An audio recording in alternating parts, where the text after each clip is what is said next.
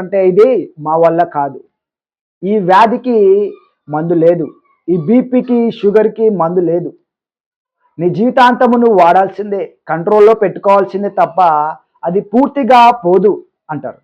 అయితే ఇక్కడ నూనె రాసి ప్రార్థన చేసినప్పుడు నీతిమంతుని ప్రార్థన ఏ విధంగా ఉంటుందంట? బలము కలిగి ఉంటుందంట. అయితే దేవునికి సాధ్యమే సమస్తము.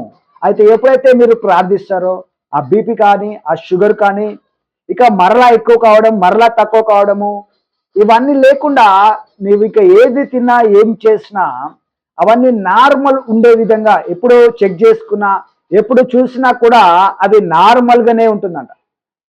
ఎప్పుడైతే రోగి విషయమై ప్రార్థన చేసినప్పుడు దేవుడు కార్యము అక్కడ క్లియర్గా దేవుడు చూపించగలడు. అక్కడ అద్భుతము చేసి ఆ రోగిని స్వస్థపరిచి దేవుడు ఆ షుగర్ని నార్మల్కి